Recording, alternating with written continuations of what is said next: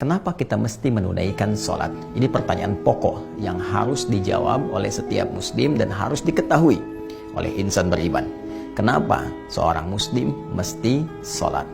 Baik teman-teman sekalian, barangkali akan ada banyak jawaban kita temukan, baik dalam hadis-hadis Nabi Sallallahu Alaihi Wasallam, juga dalam Al-Quran, tentunya dari paparan ulama yang sampai kepada kita. Nah, kalau kemudian kita kumpulkan semua itu dan kita kristalisasikan, maka ada turunan-turunan jawaban yang sangat dalam, yang bahkan menantang kita untuk membuktikan keyakinan kita di hadapan Allah Subhanahu wa Ta'ala. Setidaknya kristalisasi dari jawaban-jawaban Al-Quran, keterangan-keterangan Nabi dan pemaparan ulama dari dua sumber utama ini terkristalisasikan pada tiga bagian penting. Yang pertama, teman-teman sekalian, sholat itu adalah menjadi pembuktian pertama akan keimanan kita kepada Allah Subhanahu wa Ta'ala. Jadi kalau kita ditanya apa buktinya iman kita kepada Allah, ini poinnya. Apa buktinya iman kita kepada Allah? Nah, maka pembuktian itu terletak kepada sholatnya seorang hamba. Karena itulah Allah tegas pertama kali menempatkan kalimat sholat dalam Al-Quran itu setelah kata iman.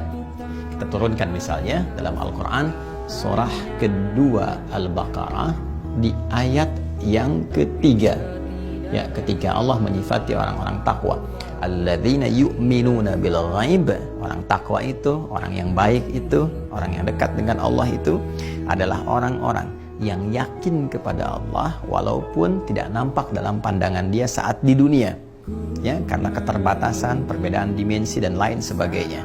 Namun keyakinan yang kuat tanpa ragu ini lalu dia buktikan. Apa pembuktiannya? Wa yuqimunas shalah. Salat ditempatkan oleh Allah Subhanahu wa Ta'ala sebagai pembuktian pertama dari iman kita kepada Allah. Jadi kalau seorang ingin diketahui apakah dia beriman kepada Allah, benar-benar dia punya iman, maka pembuktian pertamanya itu terletak kepada salatnya. Bisa dilihat dalam salatnya.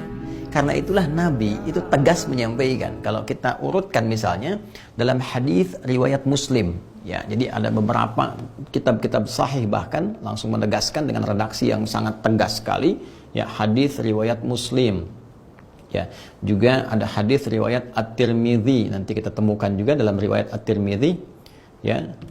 Ada lagi nanti dalam riwayatnya Imam An-Nasai. Ini dalam diksi yang serupa, ya, redaksi yang serupa, esensi yang sama. Ya, Imam An-Nasai juga menyantumkan hadis ini. Ini riwayatnya diambil dari sahabat Jabir bin Abdullah, ya, Jabir ibnu Abdullah radhiyallahu taala anhu.